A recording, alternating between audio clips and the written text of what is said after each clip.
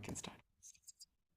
Om paramparastham gahanadanadim ekam nivishtam bahuda guhasu sarvalayam sarvacharacharastam tvameva shambhu sharanam prapadye tvameva sarva shiva mahadeva. Om shanti shanti shanti hari om tatsat. Shri Ramakrishna Arpanamastu.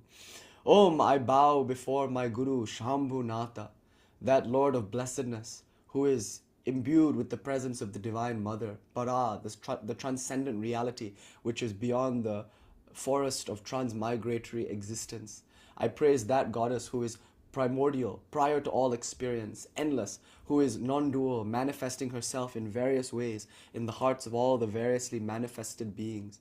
I pray to that one who is the ground of all reality, in which all things shine. May this be an offering to her. Om. Peace, peace, peace. Jai Ma. So, as we bask in the afterglow of not only a full moon, but an eclipse, let's make a few observations about the eclipse. Because you'll recall, the text that we're studying now, the Paramārthasāra of Abhinava Gupta, it's an introduction to Tantric cosmology. So it gives us a few categories of thought to help us think tantrically, if you will. And the reason why this text is so important is because it's written, like I was saying last week, in a sort of public-facing kind of way. So it's written for beginners. Now, this is a very nuanced tradition, both in terms of philosophy and practice. The practices are incredibly sophisticated because they involve ritual on every level of our being. So just speaking in terms of the ritual practice, even that is so refined, so sophisticated. Like it's advanced ritualism, if you will, and that's the calling card of the Tantra. What makes this tradition even more complicated and more sophisticated is it's resting on that very robust ritual tradition, and then it's finding ways to interiorize and essentialize those rituals. So now these rituals are done in a much finer way, on the level of the breath and in the sense of contemplation, like that. So the rituals themselves are complicated and nuanced and sophisticated, but mostly because they refer to a worldview that is itself very nuanced and very inclusive and very subtle. So practically this tradition is quite complex, but of course philosophically it's incredibly complex. And like I was saying last night when we were looking at those Vaishnava Tantra Padatis, it's not so much that the Tantric tradition cares about philosophy.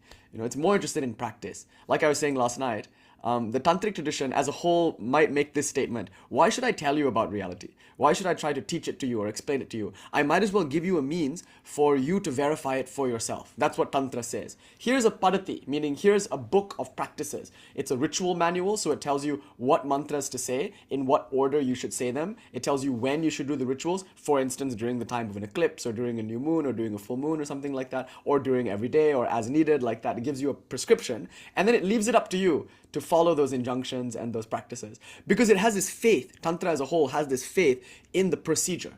Anybody, anywhere in the world who takes up the procedure and practices it properly with sincerity will get the result. Religion is a science. It's observable, tangible, verifiable, and democratic. So everyone anywhere should be able to see for themselves reality. And that's all Tantra is interested in helping you do. Like Lord Shiva gives Parvati in the Tantras these teachings in order that she may come to savor a particular aspect of reality that he wants to reveal to her. As such, he tends not to waste any breath in describing it. Might as well see for yourself, you see. So philosophy is not that important in Tantra. I have to argue that. Because for the most part, in the Tantric world, the Padatis don't focus on it. The ritual books, they're not that obsessed with philosophy. They tend to just give you advice. That isn't to say that there isn't philosophy in it, though. There's a worldview that the Tantric ritual books reference, and that worldview is made explicitly clear in the philosophical exegetical systems that we love to study. So these masters, like Maikandar in South India, or Manikavasahar, and of course Sadyajoti, these are exegetes, if you will, or eisegetical writers. So they'll take a text, a tantra, like the Swayambhuvagama Tantra, for instance, and then they'll comment upon it and explain it. And in explaining it, they give us a philosophical infrastructure to marinate our intellects in. So now we have the Tantra, which gives us the practice. And importantly, we also have these exegetical works from masters like Sadyojyoti, from Sri Kanta, from Sripati, and of course from the non-dual tradition we have Maheshwarananda and Abhinava Gupta and his disciple Shema Raja and his disciple Yoga Raja and Jayaratha and all of these. They're all masters who are commenting upon these tantras either in a dualistic way, as in the case of Sadyojyoti, or in a qualified non-dualistic way, as in the case of Sripati and Sri Kanta, and in a non-dualistic way, which tends to be our preference, in the sense of Abhinava Gupta and Shema Raja. Now, this gives us a philosophy. And the philosophy itself, when contemplated, is a practice. So the tradition expands beyond ritual. Now our argument is that rituals are really good, but they're not great. You could do rituals all your life and you might still not get the result if your rituals are not married to a mature understanding of why you should do those rituals. It's not enough just to follow the rules. You have to understand what those rules reference, and then you have to be able to consciously and mindfully access those principles of reality through conscious practice. So it's not enough just to do the mantras in a particular sequence. That's good, but it's not great. It's better to do the mantras in a particular sequence while remaining completely immersed in the worldview out of which it emerged. Um, so is Tantra open? Yeah, yeah, and that's another thing. Like Sneha's question is really good too, because Tantra is this wonderful, delightful dance between tradition and spontaneity. There's always something new arising in Tantra, and the reason why there are new things is because it's responsive to the innovations of awakened masters like Abhinava Gupta and Shema Raja and others. And so Tantra is always evolving because its traditions are premised upon awakening. And awakened master creates a sampradaya, a lineage, or at least a parampara. And that lineage has a particular and distinct flavor. And that's new, you see. Whereas that newness is checked and balanced against a profoundly rich scriptural tradition of checks and balances and corroboration. So it doesn't become totally individualistic, nor does the individual get subsumed in the collective faceless tradition. The two seem to play with one another very nicely. And the guru, I think, is a good bridge. You see, the guru is one who can innovate the tradition by virtue of her mastery. We might not do so well in doing that, because we don't yet directly perceive the reality from which these teachings come. So when we tamper with the teachings, we're aligning it with our own understanding, which can sometimes demean the rituals of their symbolic power, because they're referencing a reality that our mind has not yet been able to comprehend, you see. So we tend to keep what our guru told us like straight. The guru gives us a practice, and as one sadhu told me, put a firewall around that practice that your guru gave you. So whatever instructions your guru gave you, follow that to the T, but also choose your guru carefully, because you don't want to follow a practice given to you by a person who themselves is not liberated. That's the point. So because that person is liberated, they're probably able to adjust and innovate the practice based on the needs of the disciple. So this tantra, it's very beautiful because it manages to balance these both things, these needs of the individual and preventing idiosyncrasies by referencing the greater tradition. And the benefit of the authors that we're studying right now is that they expand the tradition by giving us philosophical frameworks to think through, to help us understand the rituals, and in some cases, that help us transcend the rituals altogether. I make a strong case against this. I usually argue that to understand Tantra, if one is to understand the Force, one must understand it in all of its aspects, not just the dogmatic view of the Jedi. My argument is that to really understand Tantra, you should be a Tantrika, in that you should be immersed in the mandala, the ritual world in which these philosophies live. So I usually encourage puja and japa and all the practices. But these days you find a movement, mostly amongst academics, away from that stuff. They're intimidated by it.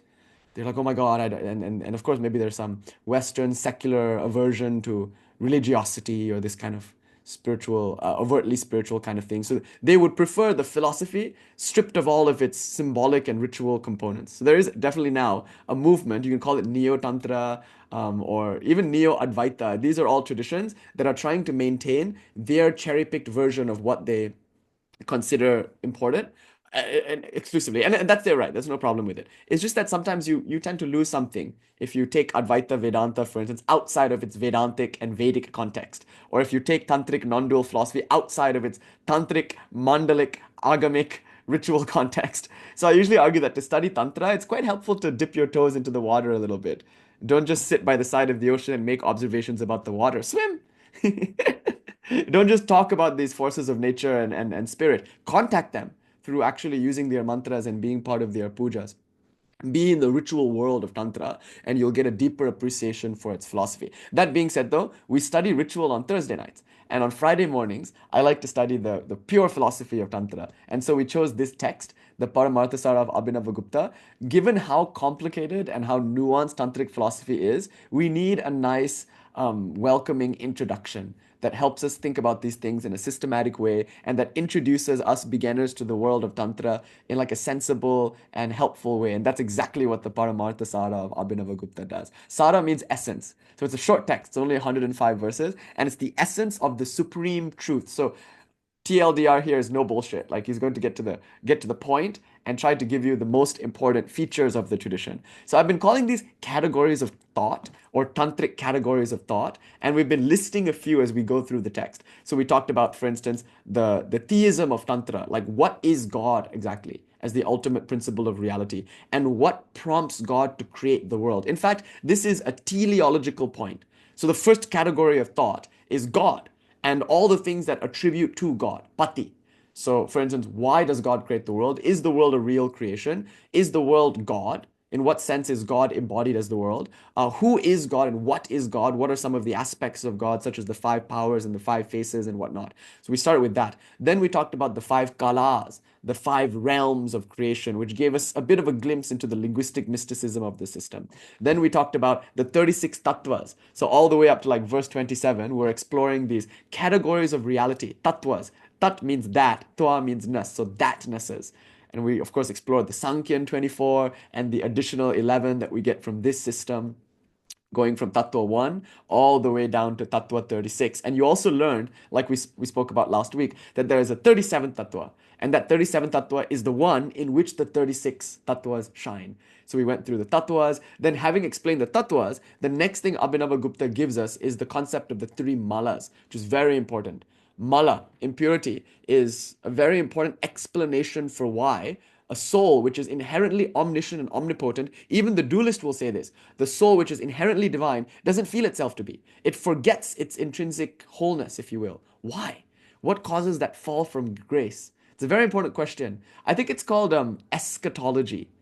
Right? I think that's the formal academic word for this. When you study a religion, you have to study in what sense that religion can give you freedom. What is that tradition's conception of a meaningful, fulfilled life? Is it like going to heaven and bathing in a river of milk and honey? Is it you just like disappear and you Audi 5 thou and you become like nothing, as in the Buddhist scheme? Or do you become one with some entity? Or do you maintain your individuality and then go on to enjoy a loving relationship with that entity? What exactly does it mean to be free?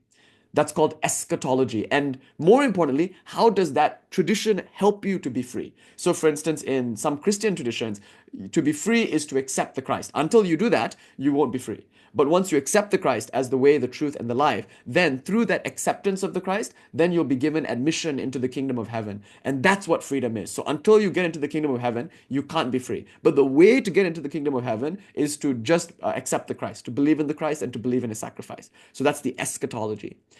But then you have to ask, why would that be the case? Why is that the means for that end? And then you have to introduce the idea of the fall from grace. And so there's this garden, and Adam and Eve are in it, and they eat some kind of fruit, and then they're kicked out of the garden. And so they're now in a post-lapsarian world. That's a cool word too. Pre-lapsarian, post-lapsarian. So in the pre-lapsarian world, they're naked and happy, and they're enjoying the garden. And they're like playing with God in a sense in this garden. Then they have this fall from innocence. They do something they're not supposed to do. Whole thing sounds like a setup, by the way. And then they recognize their nakedness. They become self-conscious, and because of that, they're kicked out. And then there's this whole Cain and Abel thing. So that story about Adam and Eve and Cain and Abel, that's important because that story explains original sin, which then explains the Christ sacrifice, which then explains why it's important for you to accept the Christ and like believe in his sacrifice. And then you can understand why that gives you admission into the kingdom of heaven. So you see, eschatology depends a little bit on this explanation of the fall. So we have to explain, why is it that the soul, which is innately divine, as is the claim of this tradition, why doesn't it feel itself to be that? If you're Shiva, why don't you know it? And so the word mala becomes very important. In dualistic Shaivism, the word mala is like, it refers to an actual impurity. There's something that like exists and it obscures the soul. But the most beautiful thing, I think, even about dualistic Shaivism is although it's dualistic, it still affirms the innate divinity of the soul. So there's no fall from grace, actually. It's not like the soul is maligned in any real way. The soul is actually you as you are essentially through and through pure, free, and not only that, you're also omniscient and you're also omnipotent. It's just somehow that's become obscured. And the word to describe that obscuration is mala. Mala means not mala. Mala is garland. Mala means impurity. So mala is pashutva. Another word for it is the feeling of being bound. Where did that feeling come from? And dualistic Shaivism will say it inheres in nature, it's part of reality. And so you need diksha, initiation, and you need daily ritual practices in order to actually, like I was explaining earlier this week, it's quite complicated because I usually give a simplified version of this. I say, oh, well, Diksha will remove the mala the way a surgeon uses a scalpel to remove a cataract from the eye. But that's not entirely true. The dualistic Shaivas, and I was just reading some of their literature the other day, and I realized, like, actually, their view is a bit more complicated than that. Their view is that only God can remove the film in the eye. So, assuming mala is a kind of cataract that obscures your vision of your innate purity, then it's only through grace that that can be removed. But the purpose of diksha and the purpose of daily ritual is to mature the cataract so that the grace can be effective. So the grace is, in a sense, caused. It's caused by diksha and it's caused by the proper practice of puja and whatnot. But it's all actually happening. There's actually some kind of obstruction in your vision that prevents you from seeing your own innate divinity. And then through ritual practices and through spiritual means, that obstruction becomes liable or susceptible to grace. And through the act of grace from God, that impurity is removed. And you realize, oh my God, I'm omniscient. I'm omnipotent. I'm the shit, and then you hang out with God and party as God, actually. You become almost equal, actually equal to God. Sayujya. You become equal to God, and then um, that's it. That's their idea of salvation. But in the non-dual tantric world, we are reinterpreting the word mala. So now mala no longer comes to be something real. It's no longer an actual substance. It's rather an illusory superimposition onto the real. Like there's no thing called mala. And I'll just show you over here. There's a beautiful, sorry, scrolling really quickly, but there's a beautiful verse from Abhinava Gupta, and he says, see, Ajnanam kila bandha hetururita shastre malam tat smritam purna jnana kalodaye tad akilam nirmulatam gacchati dvaste shesha malat masam vidudaye mokshascha tenamuna shastrena prakriti karomi nikhilam yagneya tattvam bhavet. So he's saying, dvasta shesha malatma samvid uddaye. Yeah, so anyway, he's saying, this is a pretty big compound over here. But he's saying, ignorance alone, ajnanam, ignorance alone is the hetu, the cause for bandha, bondage. And it is that ignorance that the shastre calls impurity. So now impurity is no longer seen as an ontic like category. It's not a substance. It's just a misunderstanding. It's innocent actually. So here, what Abhinava Gupta is trying to do is he's trying to reinterpret what the Shastras, meaning the early Shaiva Tantras, are saying about malas. And he's saying, like, look, it's just ignorance. And with the rising of the moon of perfect knowledge, and I was telling you about this, I think, some weeks ago, how the full moon is a good metaphor for full knowledge.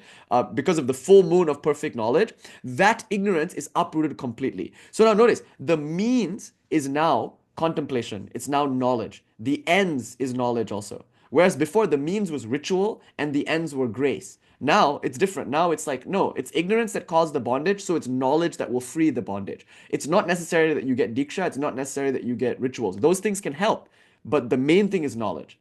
If you get the knowledge, whether or not you've got diksha, whether or not you've done rituals, it doesn't matter. Knowledge alone will free you because it's ignorance alone that binds you. So that's another thing. It gives a little more autonomy to the individual and it devalues the realness of the mala. So he's doing that. And then he says, when pure consciousness is revealed as a result of the destruction of impurity,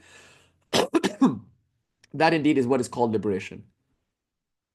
Therefore, by means of this Tantrasara, I will reveal that highest reality. So this is a textbook, literally textbook example of a redefinition of the word mala.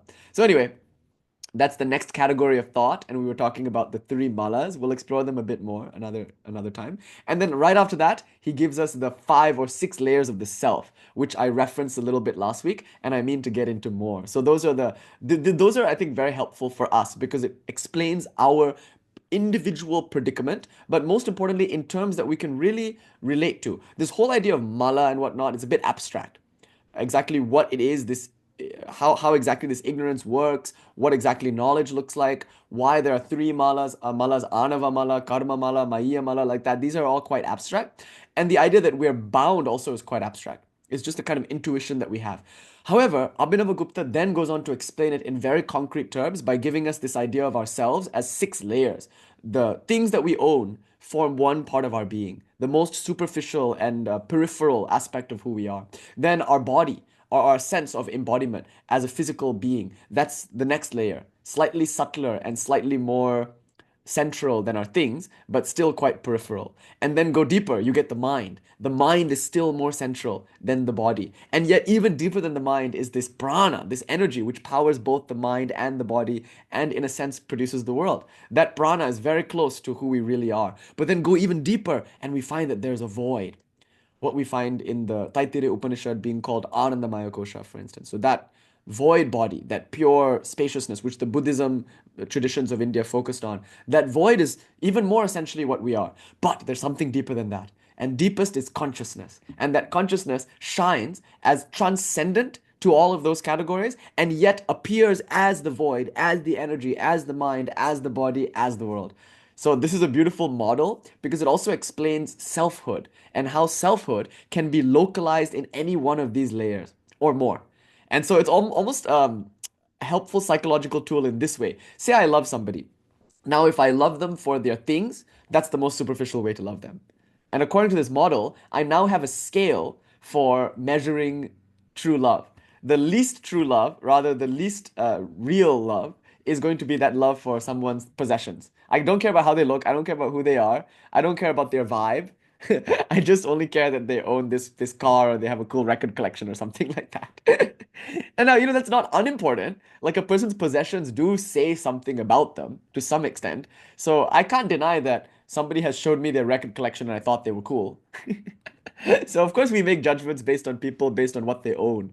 Because in a sense, it does say something about them, but only something very superficial. It's very peripheral. The next way to love somebody is based on how they're physically presenting themselves. So who cares about what their mind is like or what their vibe is like? I might actually not like the mind or the vibe, but I might be wholly infatuated with that person's physical appearance. That's the next way to like them. And this is again a very superficial way to be attracted to somebody, just to be attracted to their physical appearance. Usually that kind of relationship won't last.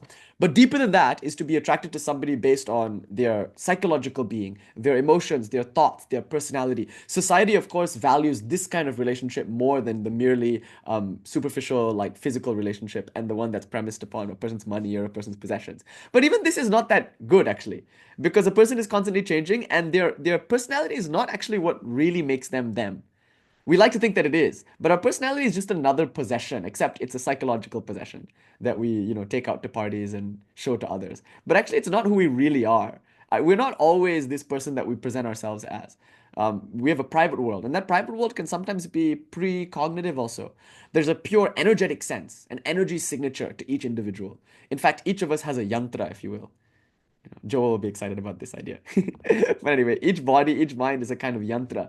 But that energy signature cannot necessarily be perceived through thought, nor can it be felt physically. It's something that's perceived energetically. So it's like the vibe that a person has. And so you might not actually like a person's personality. You might not care about how they look. You might not care about what they own, but you might feel a deep resonance for their being. And there's a weird kind of karmic link between you two, maybe, and there's an energetic pull that the two of you have. That's a deeper relationship. And so ideally, all of these things occur. Like you think their things are cool, you find them attractive, you like their personality, and you love how they're growing. And more importantly, there's this deep karmic. And when all these things come together, that's a really nice, solid relationship, right? Then if you go a little deeper than that, you get the spaciousness of non-attachment. That's what love really needs. Like everything up to this point is great, but you'll still feel your love is quite constricting because you'll be afraid to lose one another, and there won't be that spaciousness, and it's it becomes very attachment oriented. So the next level is the spaciousness to realize the inherent emptiness of all things. And then you get this void like sense of being free. And then the relationship is even sweeter. So to love somebody as the void is to love them without any attachments. But then the deepest love is to love somebody as consciousness, which is to see somebody as God, actually. To not to love them, but to worship them, to revere them as you revere all things as God. So that's possible. That this kind of analysis is possible using this model of the 6 layers of embodiment. I even used the model in one lecture, which is hitherto lost since the YouTube ban, but I'm sure I'll find it someday, on like choosing a career. Like there are different kinds of jobs you could work for different kinds of outcomes, and your happiness in the job will also be based on this scale. Are you doing the job for some material outcome, for money? That'll be the least satisfying job. Are you doing it for some physical reason because you're physically suited to the task? Again, not that satisfying. Are you doing it because it's something mental like that? Oh yeah, I think thank you. The audio is probably still available on podcast. It's like choosing a career, but based on this tantric embodiment model. So I really love this model because as you can see, we squeezed it for so many lectures because it can be used in so many different ways to analyze relationships, to analyze career, to figure out where we're suffering and what we can do about that. It's a really good psychological tool, this 6 layers of the self. And if properly understood, it's the secret for controlling the universe. As we learn in the Virupaksha Panchashika. There's a episode. Indra is using some magic, some kind of siddhi, to get these 2 elephants to fight. And then Shiva comes in the form of one of his demons, actually. Or one of Shiva's demons comes. And his name is Virupaksha. And then Virupaksha is like, Indra, cute. Watch this. And then he slaps his arms together and 2 mountains collide. And Indra's like, and then his question in verse 3, I think, the opening question of the verse is like, how do you do that? And can I do it too? His question is, by what bija mantra did you subdue the mountains as easily as you clapped your own hands? And then Virupaksha is like, let me teach you. So it starts off as this like magical text of learning how to control the universe. And Virupaksha just uses this model to teach it. He just says like, look, everything in the world is in perception. And whatever is in perception is your body, actually. After all, haven't you noticed that we have these 6 layers and you have the freedom to decide which layer you're on at any given time? Just like you can withdraw your awareness or your ego inward, so too can you project it outward and gain mastery over the whole universe as you would gain mastery over your own body by projecting your ego outward. So that's like kind of a doorway, if you will, to becoming embodied as the entire universe. So that's another benefit of this model. So it's a really cool model, and Abhinava Gupta gives it in verse 32.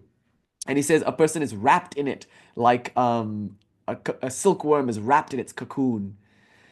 But here it's explained as a bondage, actually, as you'll see, because the bondage is the idea that I am just these 6 layers. Whereas Virupaksha is showing you that you are the body, but you are also all the bodies. And you are the mind, but you're also all the minds. You are embodied as the entire realm of physicality and mentality.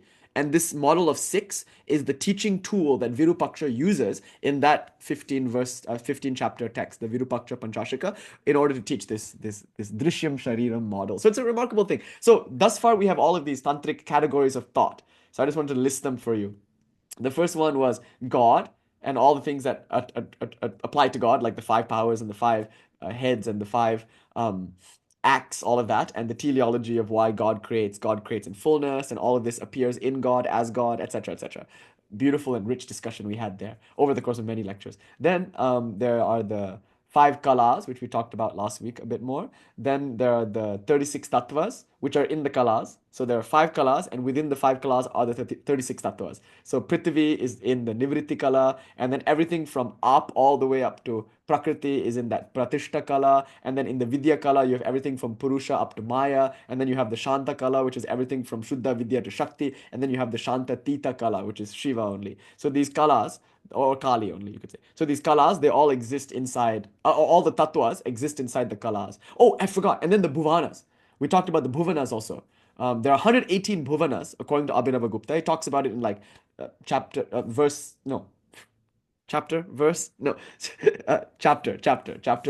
his Tantra Loka. It's actually Anika. The word is Anika, but I think it translates to something roughly like chapter. Part 8, I guess you could say. Part 8, Part 9, Part 10, he talks about these bhuvanas. And he says there are 118. But in the Paramārthasāra, they're described as innumerable. And the bhuvana is like a plane. And in the bhuvana, there are beings. Some of them are angelic, there are Gandharvas, celestial musical spirits, there are fairies, apsaras, and whatnot. So there are all these beings in the bhuvanas, and the bhuvanas are in the tattvas, as it were. So kala, tattva, bhuvana. We've already had a journey through all of these. And this is a deep question. Why are the kalas categorized this way? And the exciting thing is our recent project where we're like looking at dualistic Shaivism and qualified non-dualistic Shaivism and like Pashupata Shaivism will supply the answer. Because so much of this tradition just rests on somewhat archaic and dated concepts that were inherited from the previous tradition. So like the reason why we even use the word kala has to do with has to do with, yeah, Baba always has the answers. It has to do with actually Pashupata Sutra and Lakulisha and all those early Shaivas. They like the word kala, and so because they use the word kala, we're also using the word kala. But they loved the number five because of their adherence to Taittiriya Upanishad. So because they loved kala and because they loved the number five, we decided not to throw that out. We want to maintain the number five and we want to maintain the kala system, but we want to also adjust for the new innovations of the tradition, like the 11 extra tattvas like that. So that's why it sometimes feels a bit forced. But it's actually just in reverence, just to maintain everything that came before we have these systems. So we learned about the kalas, the tattvas, the bhuvanas, and what tattvas are being used is actually one way to differentiate one part of the tradition from the other. Some traditions they use only 24 tattvas, others only have 5 tattvas, some only have 3 tattvas, like that. Actually, there's only one tattva, which is Shiva.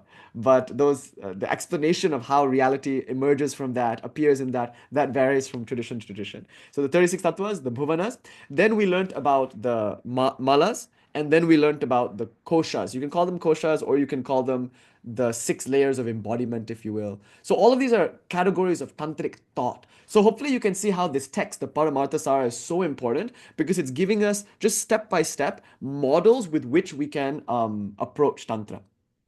Okay, so that's the exciting thing. So just to help you with your study of this text, we should just ask ourselves like, okay, what model is most applicable to me in my life right now? And then just stick with that one because they're all actually just different ways of saying the same thing. So you don't have to hold all these models in your head at once, or you could, because there's also value to that. But then you can ask yourself, which model am I struggling with? Do I completely understand this kala idea, or this tattva idea, or this bhuvana idea? Do I really get the malas, or the 6 layers of embodiment? Is there something about God that I don't quite understand? The 5 powers, the 5 heads? Why are there 5 acts? Like teleologically, like why would God create the world, and how can God be the world when the world is changing? These are all things that are helpful to think about. And in thinking about them, in contemplating about them, you are doing tantric practice. That's the idea. So this is itself the practice of contemplating and of reasoning and of marinating the mind in these categories of tantric thought. So yes, now I want to talk a little bit about the eclipse because the exciting thing is that we know these traditions, these non-dual masters and various others, they're attempting to explain what otherwise would just come across as like rules.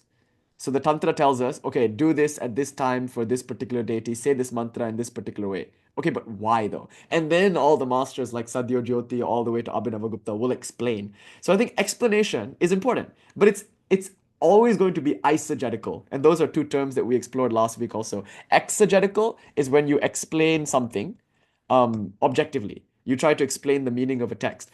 We almost never do that. Although this work is called exegetical, it's not really. To be fair, it's actually eisegetical. Every master who comments upon a tantra comments upon it according to their own realization and their own tradition and school of philosophy. So Sadyojyoti, he comes from the tradition of Ruru Bhairava. So Ruru and then Ugra Jyoti, Sadhyo Jyoti, like that. So of course, when he interprets a text, he's going to interpret it dualistically because his tradition is a dualistic uh,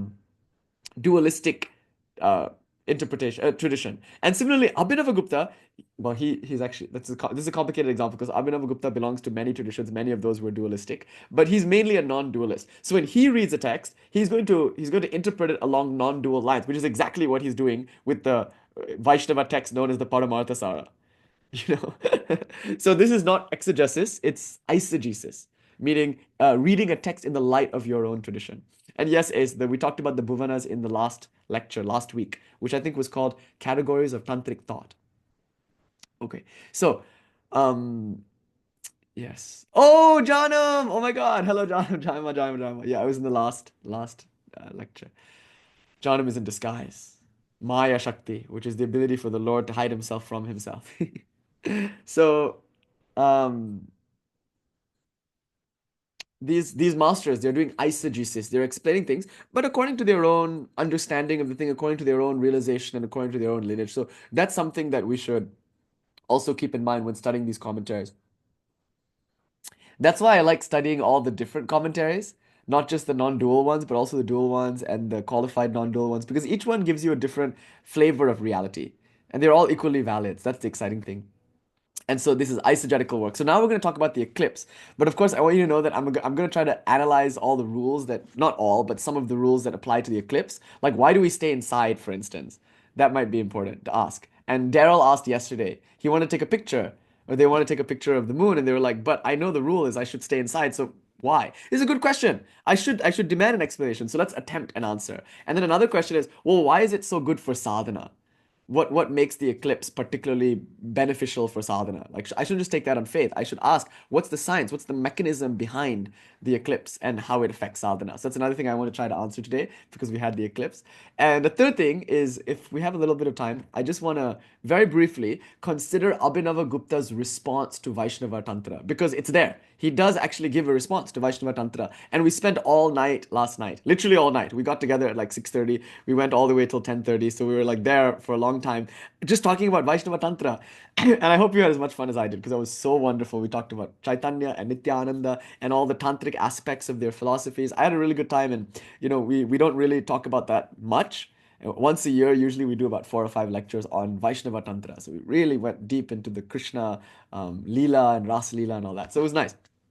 But what does Abhinava Gupta have to say to all of this? So looking at the Nityananda bit, don't worry, I'll upload them hopefully today. Not today, sometime soon. So the piece about uh Krishna and Radha and how it compares to Shiva Shakti, that's important because we can compare all these different schools of philosophy and then come to appreciate each of them more by seeing the similarities and differences. So that might be a nice project. But I just want to say, like, before we get into that project, what we did last night, with regards to Vaishnava Tantra, is exactly what Abhinava Gupta is doing now with regards to this text. I just the parallel struck me this morning because the text that we're studying now actually originally existed as a Vaishnava Yoga Vedanta hybrid text. So it's based on like the Sankhyan metaphysics, but it's primarily a Vaishnava text composed by a Vaishnava master for a Vaishnava audience, this Paramārthasāra or this Adhara Karaka. And then Abhinava Gupta, he like cites his sources. He tells you that that's what this is. He's like, okay, this text was first composed by Adhara, by Bhagavan Adhara, in response to a question that his disciple asked. And the disciple asked, how can I be free from the wheel of birth and death? And in response to that question comes this teaching. But the teaching is a Vaishnava one. It has basically Vaishnava theistic Vedantic metaphysics. And Abhinava Gupta says, and now I'm going to recast this text in the lens of Shaiva non-duality. So he's doing eisegetical work on a Vaishnava text. It's kind of, some people might argue, isn't this kind of aggressive? It's like trying to reclaim a Vaishnava text. Yeah, maybe in a sense, but also it might be quite compassionate because what he's doing is he's giving access to his Shaiva audience to a Vaishnava text that he likes, that he thinks is beautiful. I think it has to do with his appreciation of this text. This is perhaps one of the most lucid presentations of Vaishnava theology in all of Indian literature, and Abhinava Gupta likes it, and he's like, "Oh, cool! I should just why reinvent the wheel? I should use this text with its very lucid presentation, but I should present it in a way that makes more sense for my community and for my realization." So he's doing eisegesis on Vedantic yogic Vaishnavism. And in that exact same way, last night, we did Shaiva Shakta Tantrik eisegesis on the Tantric Vaishnava world. You know, so I think that's a nice parallel. So all the conversations we have about Vaishnavism, they are important because the Shaiva masters of old would have been interested in having them. It's not like these traditions existed in a vacuum. Okay, so having said all of that, let's get into the eclipse now. So the eclipse, it's caused in the Indian worldview by the movement of that planetary body known as Rahu. So he's a graha. Graha means something like planets. So there are 9 of them in the Indian system, Nava Graha, 9 planets, Nava Graha. But I have to stress this point very, very much. The Graha is not necessarily like an actual physical body that's in the universe.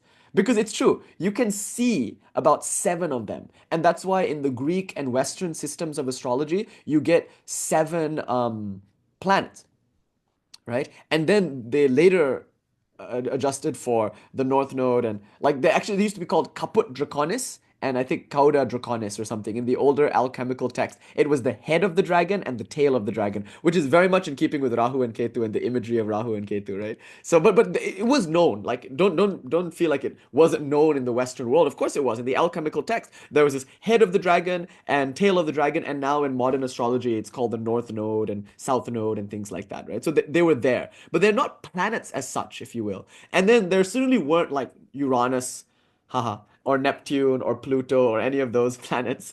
It was just based on the seven. And what are the seven planets? They are wandering stars. That's the Greek word planet. It refers to a star, but a star that moves. So you can see Venus. The other day we were doing Kali Puja, Ratanti Kali Puja. It was very exciting because Venus was very bright.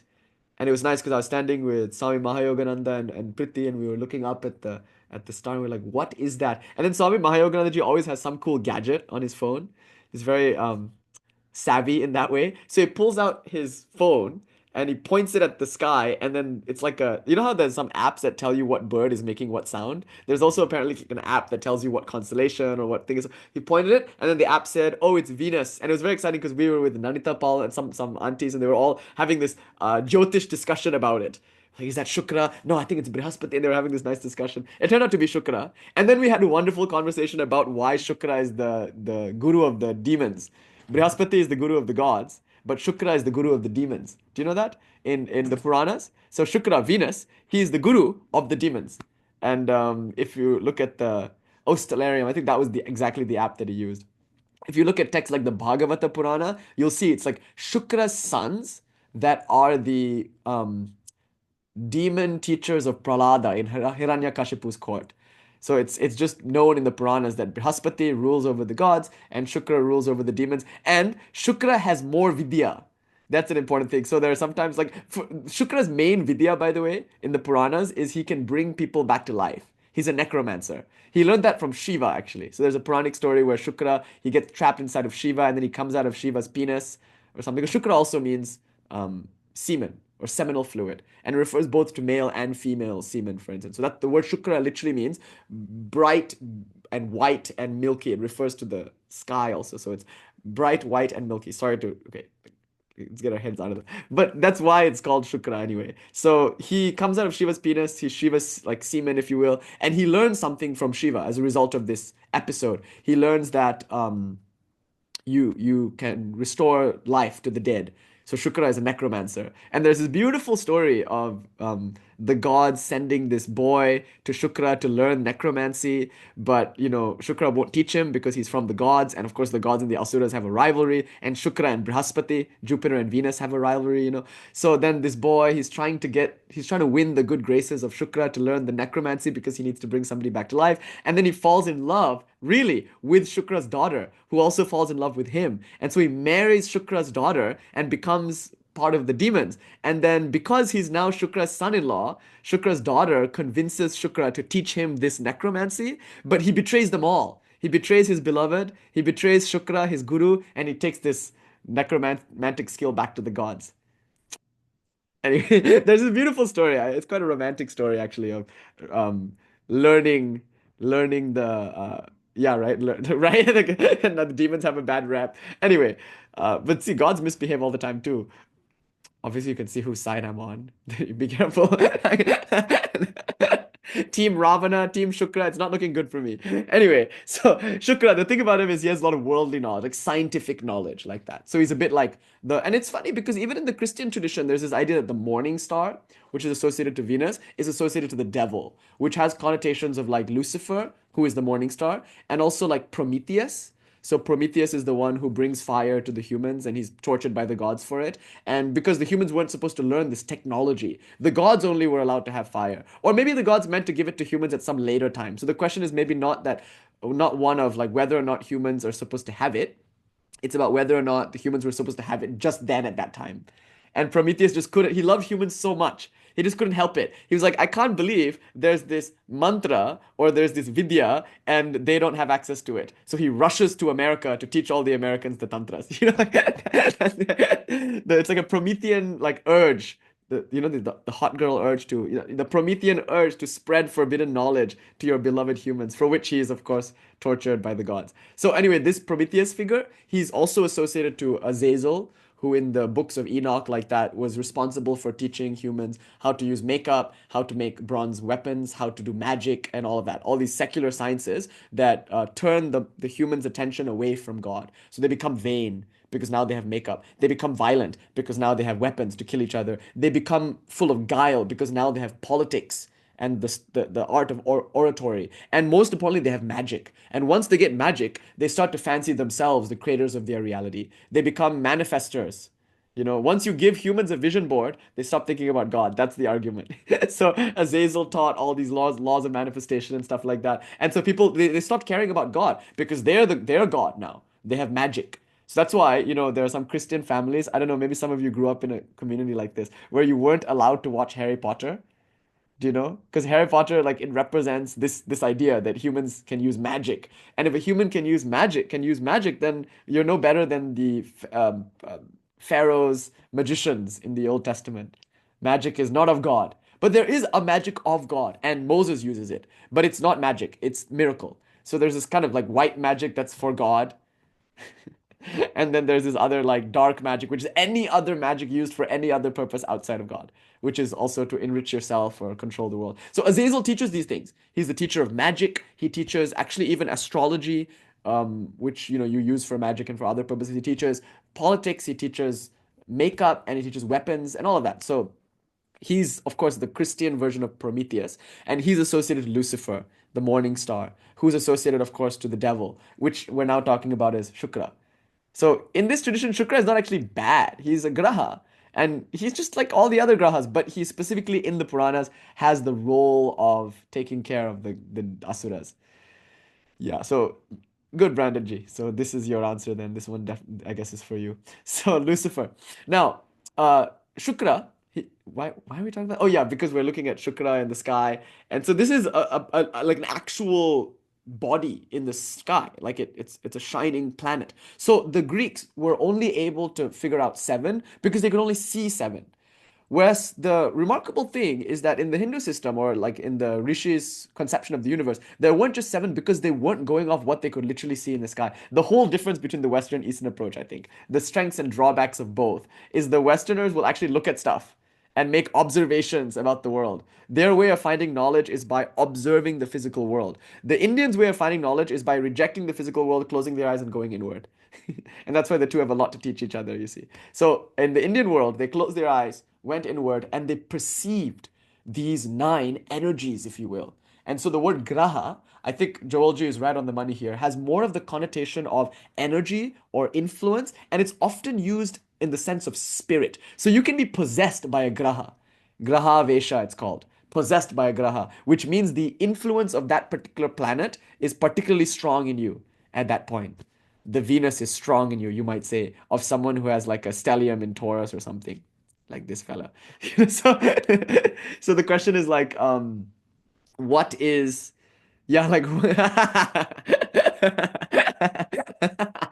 Janam, classic Janam.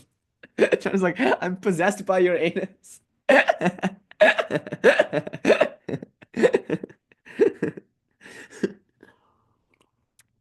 So,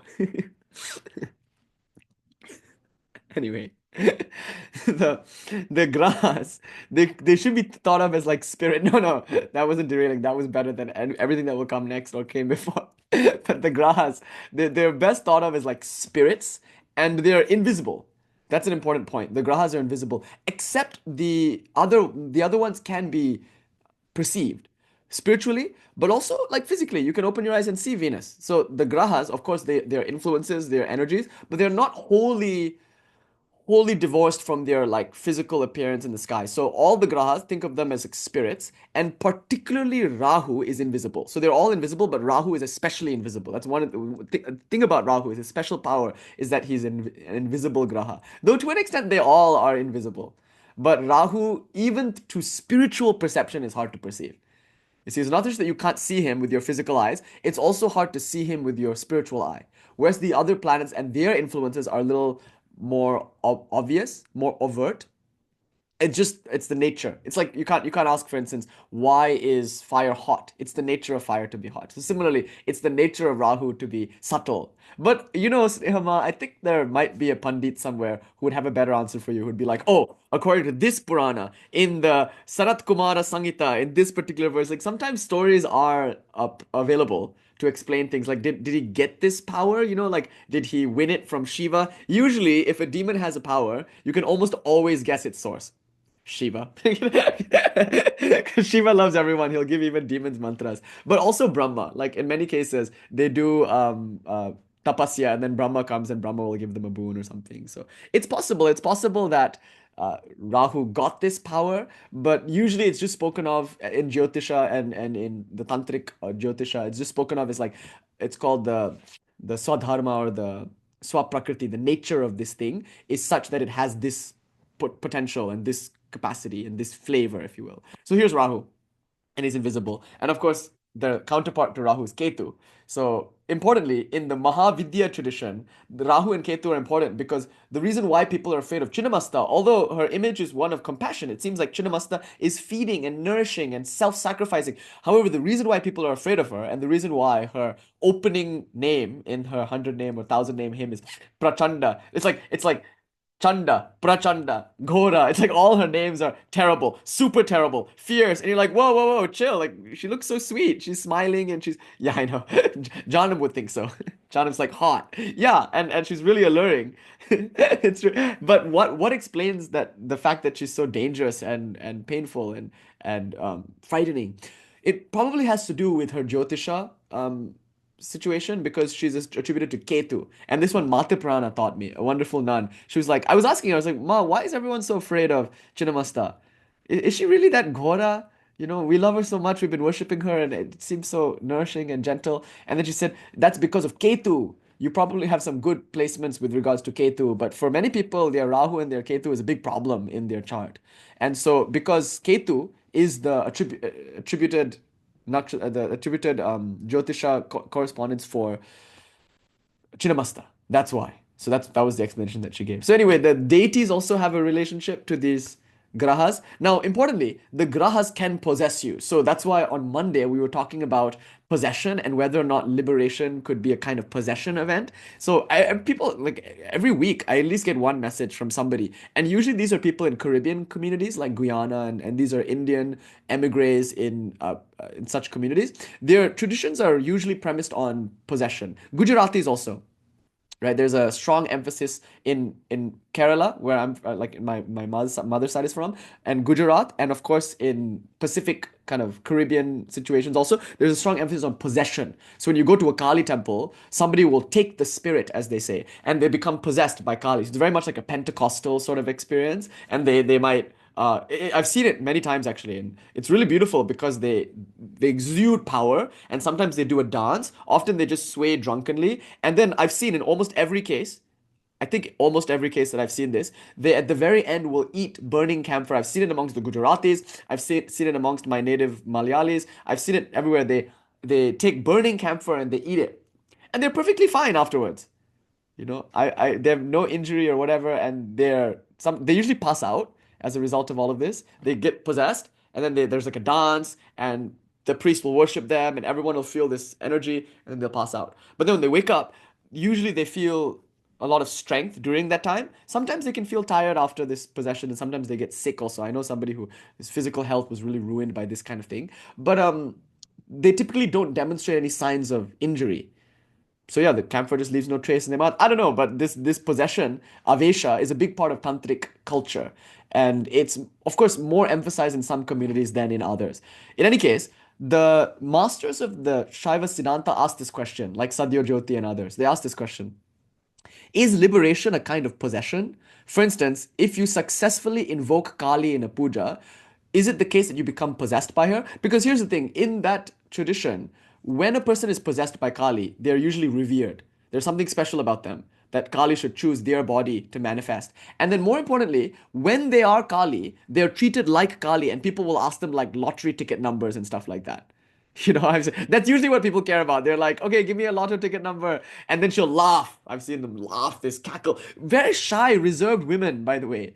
Usually it's women for whom this will happen. Very shy women who otherwise would not laugh like that. In under the spell of possession, they start laughing in that person's face and stuff like that. So, and they'll say things. They'll say like, "Ah, I'm pleased. All my sisters are here. I'm pleased with the worship. Come, ask for something." And then someone will say, "Ma, when will the famine end?" And she'll say, that woman will give birth to a child. That child will be healthy and strong. When that child is born, then this famine will end. Stuff like that, like Oracle at Delphi type prophecies, you know. So it's a very big part of the tantric world, and especially the more rural settings in which tantra is practiced, this tends to be the flavor of the puja. So the question is this liberation? Would it be like the goal to be possessed by Kali? Sri Ramakrishna sometimes spoke this way. He would say, there are two people in me. And there's this wonderful episode where in the middle of the night, he suddenly got very hungry and he, aroused, no, sorry, that's the wrong word, roused all the women in the household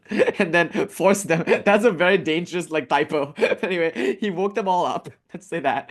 And then he demanded that they all cook for him. Oh my God. And so Lakshmi Ma and Sarada Devi, it's in the middle of the night. There's no Ralph's or Trader Joe's or something. The other day at the middle school, I was talking about Ralph's versus Whole Foods versus Erewhon. These are like different tiers of grocery stores here in LA. And we were talking about Maslow's pyramid of needs. And we're like, we all need food, but do we really need food from Erewhon or from Whole Foods? Isn't it food from... And then one kid in the back raised his hand. He was like, it's not Ralph's, it's Ralph's. So I was okay, yeah, you're right. Sorry, it's Ralph's. It's Ralph's. It's not a trolley, it's a shopping cart. It's not a boot, it's a trunk. Okay, I'm learning my American. Anyway, so the the idea here is that why is Sri Ramakrishna so hungry in the middle of the night? And he wakes everybody up and he forces them to feed him. And they said, the Lakshmi Ma and the I think it was Lakshmi Ma, they said as they were feeding him, he was eating. And he was voracious. He just wanted so much food. And he was eating. And actually, once I remember I was a man actually got possessed, and I remember like I helped carry him into this side room. And then when he woke up, first of all, he had this like crazy strength, like he was pushing people and throwing people, like he had this insane strength. But then when he kind of came out of this possession, I remember he like looked at me desperately, and he's like, "Vegetables, I need vegetables." So I distinctly remember this scene in my childhood where I go and I get him a big plate of, I don't know what you call it in English, but it's some and it's like a vegetable. It grows. It's a very cheap vegetable. It grows in like the ditches and whatnot. Like it's a kind of fern, and so you fry it in oil and you make it. So I got him a big plate, and he just voraciously started eating these vegetables. And I remember like kind of being spooked out by that. It's like, oh. Anyway, so Ramakrishna, I imagine something quite similar. He's just eating all this food, and the people who were there with him at the time, they said they saw that there was like this body of light within him, eating, as if every time he put the food in his mouth, some other being within him was consuming it. And then he remarked, he said, yes, don't you see, it's not me that's eating this food. It's Kundalini within me who's eating this food. So he would sometimes speak in this way. There are two people in me. And then, friends, he slapped Rani Rashmani. And then there's like, he would never have done that. That's not his character. But in that state, when he's possessed by Kali, he says things and does things that he later maybe doesn't even remember having said or done. Vivekananda describes similar experiences, like a trance state where he kind of starts channeling or something like that. So Vivekananda argues that he's channeling Ramakrishna, and Ramakrishna argues that he's channeling Kali at these certain times. So, what is possession and how does it play into all of this? Now, the masters of the dualistic system said possession is not synonymous with liberation. Moksha cannot be possession.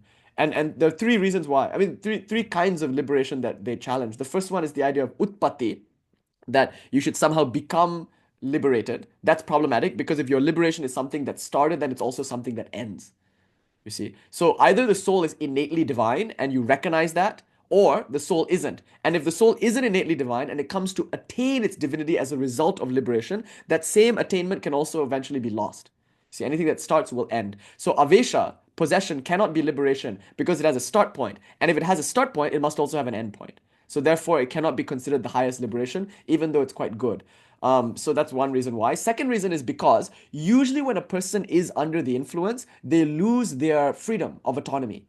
it's like their body and mind becomes the puppet of something greater, but they don't feel identity with that greater thing. Actually, they're stepping out of the situation, and then something takes over. That cannot be moksha, because moksha by definition is freedom, but that doesn't feel like freedom. So possession is not moksha, because it takes away one's freedom, and it's also something that starts in time and ends in time. So Abhinava Gupta, in classic Abhinava Gupta fashion, takes the word avesha, which means possession, and then redefines it as samavesha. And he does something so cool with it. As Alexis Sanderson G points out, the word possession in the English has what is called, it's called ambiguous voicing, I think it's called, where the voicing means both to be possessed, but also it can mean to possess something. So possession doesn't just mean I'm being possessed, it also means I possess something. And Abhinava Gupta says it means you possess knowledge.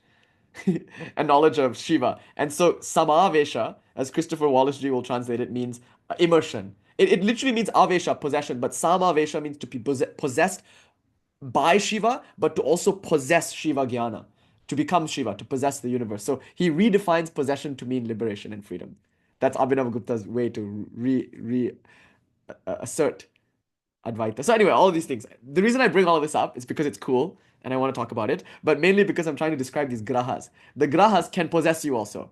And there are certain grahas that you don't want to be possessed by, mainly Rahu and Ketu. They're considered kind of problematic grahas. The others are not so bad. I mean, even Shani has a bad rep, of course, because it's a limiting kind of binding sort of influence. And of course, Mars and Saturn in the Western astrology are considered malefacts, the lesser malefact and the greater malefact, whereas Jupiter and especially Jupiter is considered a benefact. So some things are, and maybe there you can see a reason why Shukra is the guru of the gods, because there's this idea of malefact, benefact, and Brihaspati is, I don't know, he increases and expands, and so that the gods are all about expansion, whereas the demons are all about binding, and Shukra's knowledge tends to be a little bit more specialized, etc. But here, importantly, it's not just Shani, not just Saturn or Mangal, Mars that gets a bad rap. That's why a lot of people you'll find they'll fast on Saturdays in order to prevent the influence of Shani, or they'll fast on Tuesdays to prevent the influence of Mangal, Mars. And they tend to do special sadhanas, like they might wear all black,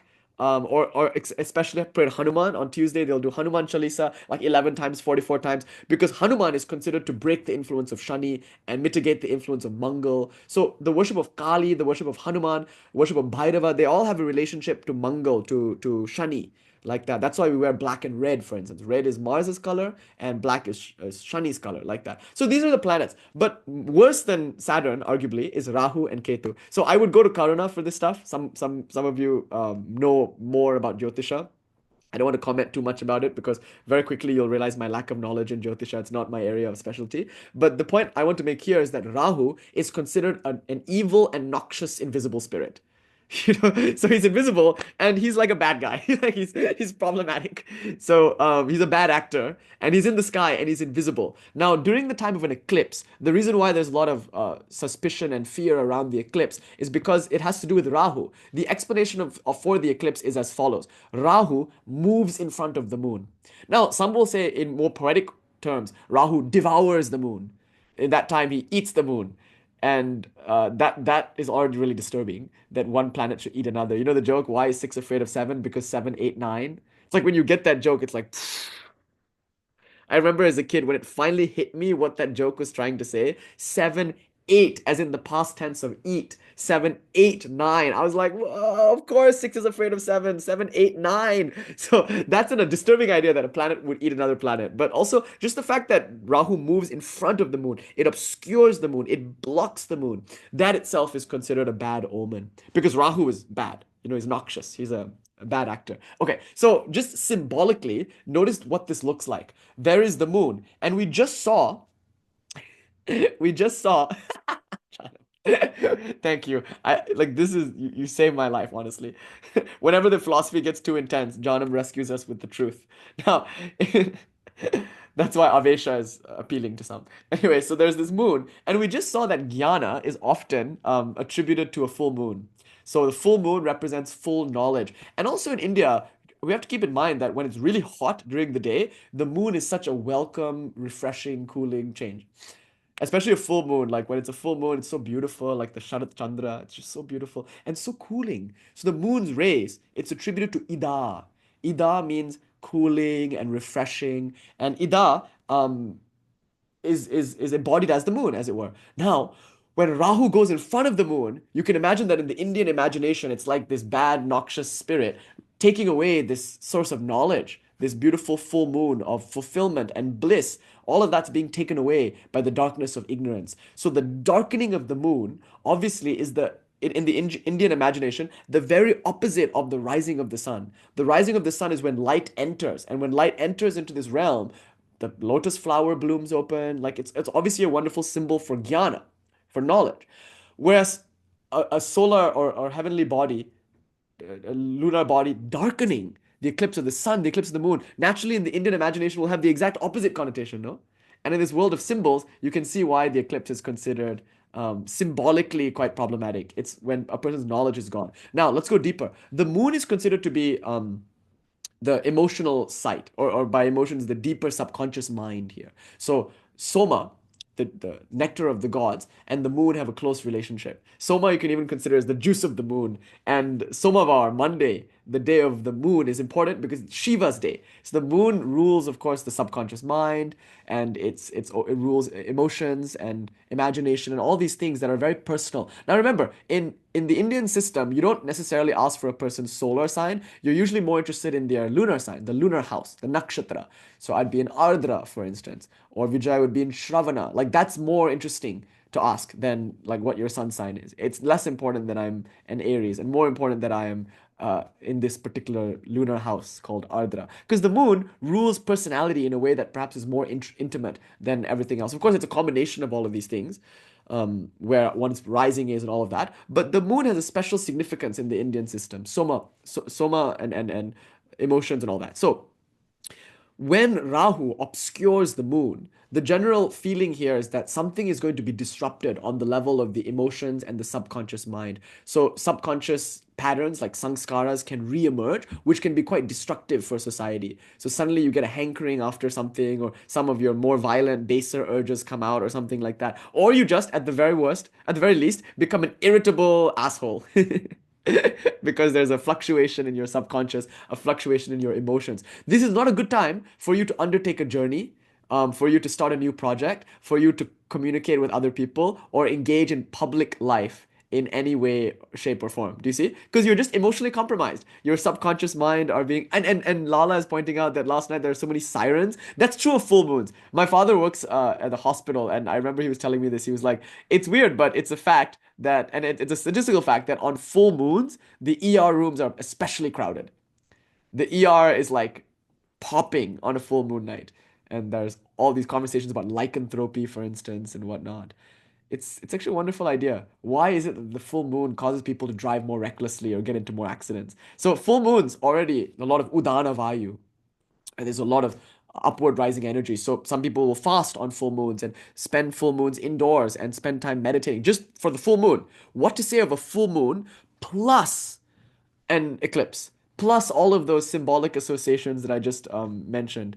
So yeah, but no, Holi, we're celebrating Holi today, especially. So Zayn is right. It's like, oh my God, this sucks. Like, oh my God, it's the full moon. We can't go outside and engage with everybody.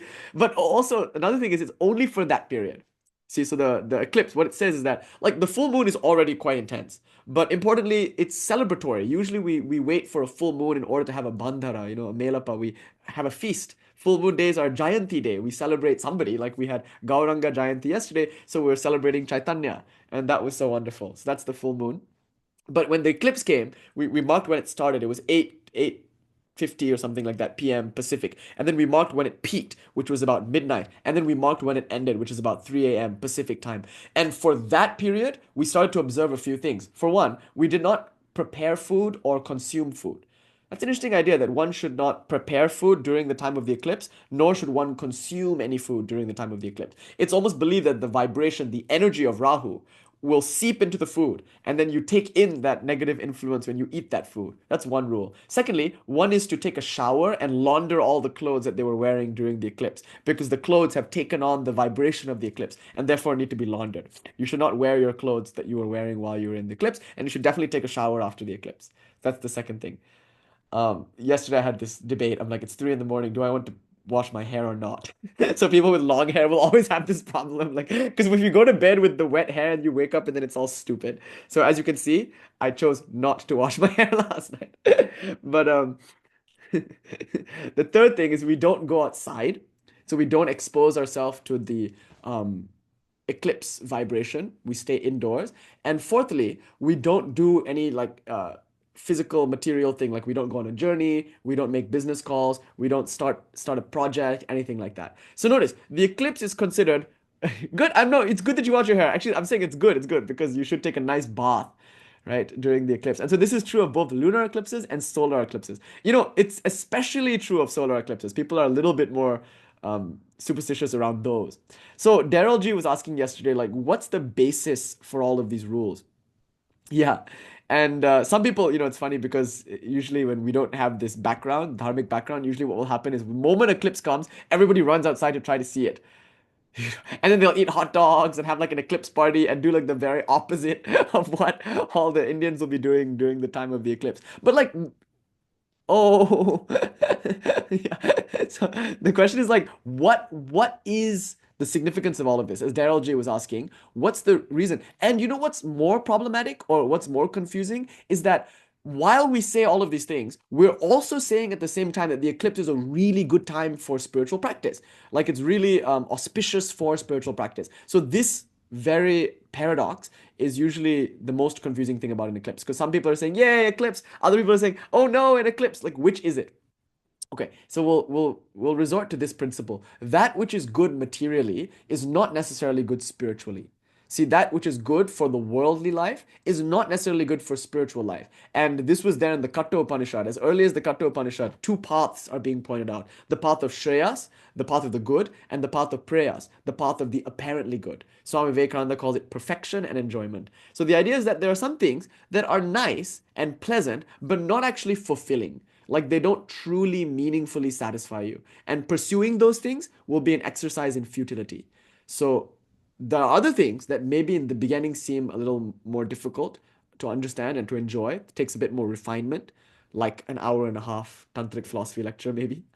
But there's a way to enjoy it. Like once you start enjoying the ideas, you find that this is a bit more fulfilling and it leads to the ultimate fulfillment, which Vivekananda called perfection. So, Shreyas, the good, and Preyas, the apparently good. There are these two things. And so, another way of thinking about it is spiritual life and worldly life. God and Mammon, or God and the world. And so, the Christ would say, you can't serve two masters. You can't serve both God and Mammon too. And if we think about this practically, psychologically, you can't both be selfless and selfish. They are mutually opposite and mutually exclusive ends. So anything you do that increases selfishness in you is called spirituality, and anything that you do that increases selfishness in you is called worldliness. So it's not the world that's a problem, it's worldliness, if you will. So that which is good for you as an individual is probably not good for you as a spiritual aspirant because it reifies your limited idea of who you think you are. But things that are bad for you as an individual are probably good for you as a spiritual person because those things dislodge the recalcitrant idea that you are this limited, petty thing, when in truth, you are all beings everywhere. So that's why Kali is to some people very scary because she represents the death of the worldly. She's a cremation ground goddess. And so people are like, oh my God, what if she takes away everything that I love? Good, that's why I worship her. Right? Because a spiritual aspirant says that which is good for the spirit, good for the soul, is not necessarily good for the mind. So I give full trust to Kali to do whatever it takes to liberate me. Those who want to be free in this life, to taste the highest bliss, who want to walk the path of Shreyas, are not afraid of Kali because they see in her the destructive potential of all that the ego clings to for security, but through which the ego remains limited. So we seek growth, and growth comes through struggle and challenge. So now Mangal, Mars, Shani, Saturn, Rahu, Ketu, these things are no longer bad. And Kali, who represents destructive forces, is seen as the most nourishing, most protective, most helpful of beings because she takes away what we don't need and ensures that we come face to face with what's true, what's real. Right? Vrindama, Jaima, Jaima. Good to see you. We were thinking of you yesterday because we were talking about our Chaitanya and Nityananda. So Shubh Purnima, Shubh Gaur Nitai. So yeah. So then, I was wondering, is it gonna be uploaded oh, on Spotify? was that you that messaged me on the Instagram? Yes. Okay, good. So now I have your. I'll send you a link to the upload. I will definitely upload it, and Thank I think you'll you. like it. It's fun. Yes. And I think now we have about 6 lectures on Gaur Nitai and on Achintya Bheda Bheda and on Tantrik Vaishnavism. Yesterday, especially, what was fun is we looked at a Padati, a Tantric ritual manual, one of the 3 Gaudiya Vaishnava Padatis. They're called Padatitraya, and we looked at one, and we looked at the Dhyana mantra for Krishna and for Radharani, and we talked a bit about some of their mantras. And my God, how intoxicating it was, huh? To think of Krishna ji playing in the cool waters of the Yamuna, basking in the shade of the Kadamba tree, playing the flute, Bhaktanugraha Karaka, giving the gift of prema, of supreme love. And then we thought of Radharani with her red cloth and her spurad aruna, her red complexion, ruddy cheeked, shining red, with her red clothes, with her malika, jasmine flowers in her hair, who is the embodiment of sweetness, the sweetest person in all the 3 worlds. Like, what a beautiful Tantra, and what beautiful dhyana mantras. And then we thought of the lotus flower with the 6 petals in the middle, the Krishna Bija mantra shining, then the 10 syllabled Krishna mantra, the 18 syllable Krishna mantra are in the petals of the yantra. So 6 and then 10 and then 8 and then 10. And it was so beautiful, the depiction of the lotus throbbing, contracting and blooming with the bliss of the Ras Leela, the bliss of the union of Krishna and Radha. Wow, it was intoxicating stuff. Anyway, I will upload it as soon as I can. And we're just with the full moon and just thinking about all that stuff. It was just, oh, thank you so much for coming, those of you who came. And I'm so happy that we got to like have that conversation. It's a nice time for us, this Chaitanya Purnima. Yeah, right. Ah, that's beautiful. This is a good time. Actually, it just stopped being Rag Bhairavi time. But that's our favorite Rag in our house because Kali is here and all that. So Rag Bhairava and Bhairavi are perhaps the most commonly played rags. But anyway, so there's this beautiful, beautiful um let's say, atmosphere that's generated when we think of these things. It's just so wonderful. And we talked about the bija also, the Kama bija. And then we saw how in that Padati, they were referencing the Gauri Tantra, the Swayambhuvagama Tantra. And then we saw that in Tantra, there's no sectarianism. There's no like Shaiva or Shakta or Vaishnava. Like in Tantra, there's just a shared technology. And these bija mantras are used for the Gauranga mantra, for the Nityananda mantra.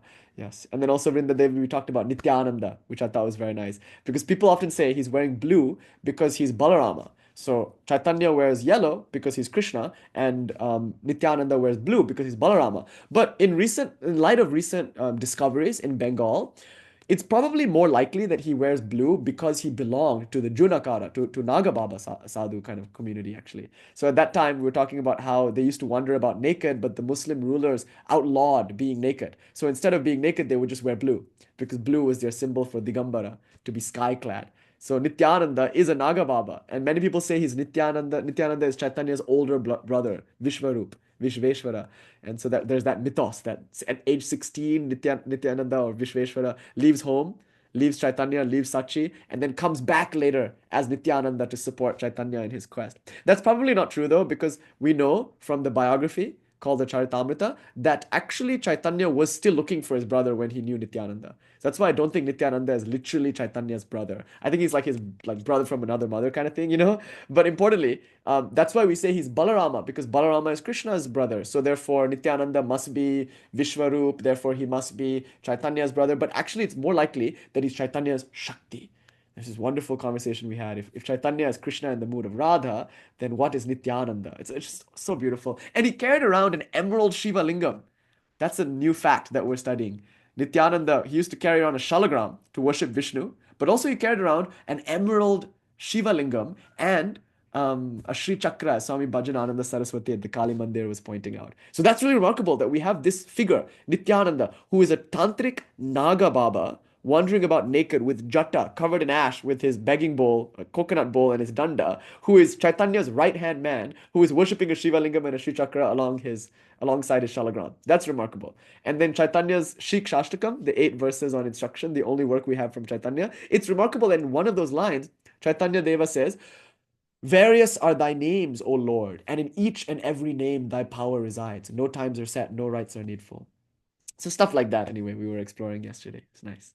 Okay, so um, where were we on the eclipse? Yes, so now we have this question. Is it necessarily true that what is good for me egoically is good for me spiritually? No. often that which is good for me egoically is counterproductive to my spirituality. So the spiritual aspirant welcomes all struggles, whether caused by Mangal or Shani or Rahu or Ketu or Kali, doesn't matter what we call it. We welcome all of this as a facing for the limitations of the self. Now, that being said, the eclipse is supremely beneficial, spiritually speaking, perhaps for all the reasons it's inauspicious, materially speaking. So that could be a nice resolution to the dilemma. If you're ever wondering, why do some people like the eclipse? Why do some people hate the eclipse? For the exact same reason that some people love Kali and some people are afraid of Kali. Some people rush headlong into their spiritual transformation. Others are very reserved about it and want to go in with their ego intact. So the eclipse is a wholly different thing for a spiritual aspirant. Here, a spiritual aspirant recognizes in the eclipse the best metaphor for spiritual liberation. I want to close with this idea. In the eclipse, the idea is that Ida, the Shiva Nadi, and Pingala, the Shakti Nadi, represented by the moon and the sun, are in perfect loving union. This is called Sangata and Yamala. So remember, in the Tantric system, Shiva and Shakti are not two different things. They don't come together like a compound would. Rather, they're two readings of one and the same thing. So Shiva is Prakasha, the pure spiritual emanation of reality, the projection power of reality, and Shakti is Vimarsha, the ability of that projection to enjoy itself, to self-reflexively know. So the two of them are inseparable or non-different, like fire is inseparable from its heat, like water is inseparable from its wetness. Shakti is the description of Shiva, you see, if you will. And when we talk about Shiva and Shakti, we importantly point to two aspects of reality. And when we talk about their union, we talk about that third order reality that includes and subsumes both Shiva and Shakti. So Shiva and Shakti making love is something different from just Shiva and Shakti. It's a reconciliation of a seeming duality into an actual unity. So there's some kind of bhedha. Shiva and Shakti, there are two of them. Then there is some kind of abhedha, the union of the two into one. So that bhedha idea is there. We were talking about it yesterday with regards to Chaitanya. But here, the emphasis is on abheda. Of course, in this tradition, it's non-duality, it's abheda. But it doesn't go so far as Shankara to deny Shakti. Shankara denies Shakti in favor of Shiva, and some Shakta-Advaitins deny Shiva in favor of Shakti. But here we're saying Shiva and Shakti are two equally important aspects or two equally valid readings of the same thing. So for this, we can refer to Sri Ramakrishna's metaphor of the snake. It's very helpful. The snake, when it's still, is called Shiva. The snake, when it's wriggling, is called Shakti. You see, it's the same snake. It's just a matter of what angle you're looking at it. So think of a snake that's both still and wriggling at the same time. If you focus on the wriggling aspect, the creation, maintenance, destruction, revelation, and concealment aspect, that's called Kali, the personal god, Saguna Brahman. And if you focus on pure being, consciousness, that's called Shiva, the void, the stillness in which all of this appears. So Shiva Shakti, two valid perspectives of one thing. Okay, now they're represented by the moon and the sun respectively. That's why Monday is very important for Shiva, because Shiva is the moon.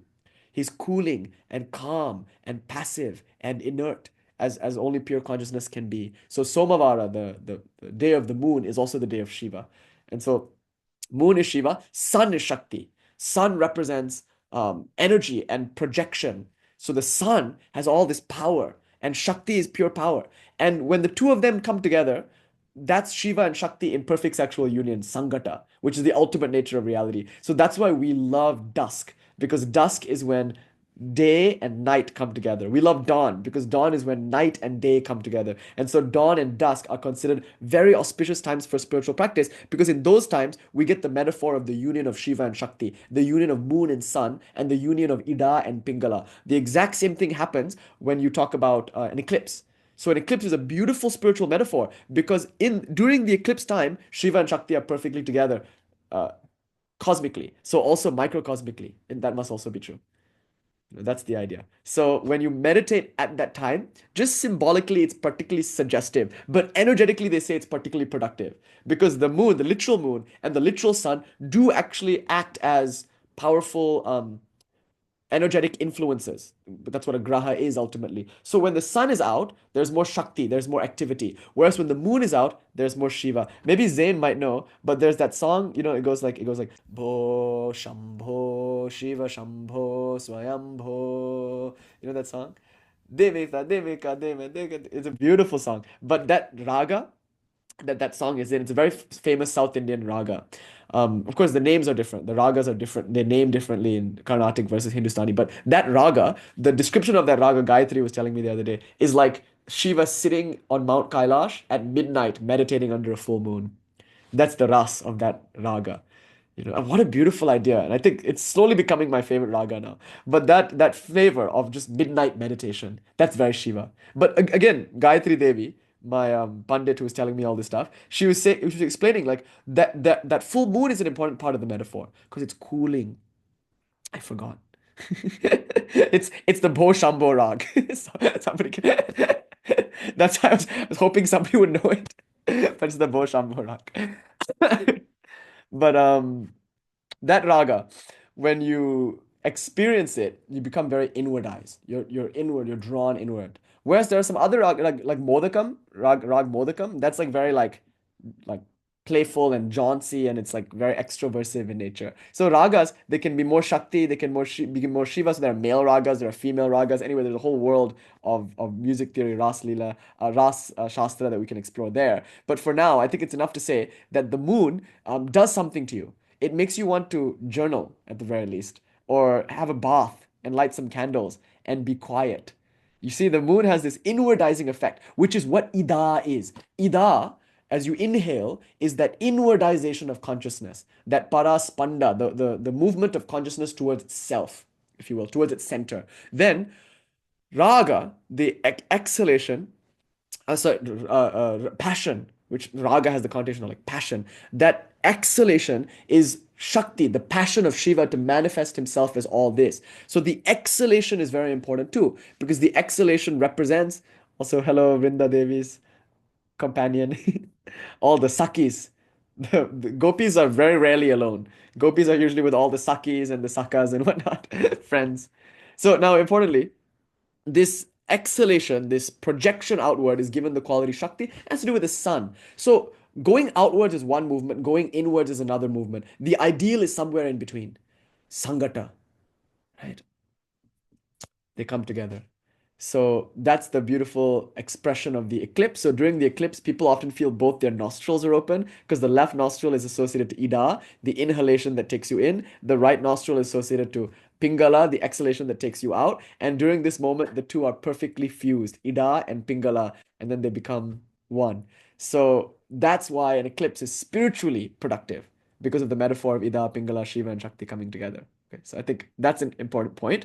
And then one last point here is we can relate this to Krishna and Radha. Sorry, I've been on my last point for many points now. But Krishna and Radha, again, the exact same metaphor is given here. Krishna is Purushottama, so he's the absolute nature of reality. But he is endowed with a few different kinds of Shaktis. Actually, there's only one Shakti, but his most peripheral Shakti is called Maya Shakti, which is Krishna's ability to manifest jaratva, inertness. So Krishna's ability to create prakriti, an inert world, is called Maya Shakti. Then there's Jiva Shakti, which is Krishna's ability to create souls. Now, when I speak this way, it almost sounds as if the world was created by God. Not quite. The world is coextensive with God. So as long as Krishna exists, Maya is there. As long as Krishna exists, Jivas are there. So Maya is eternal, actually. It's Anadi and Ananta, beginningless and endless. And Jivas are also Anadi, beginningless, and Ananta. So it's a very different idea. Usually we think, okay, God came, and then God created the world in 7 days, and then God, no, 6 days, and then rested on the seventh, and then God created, it's not like that.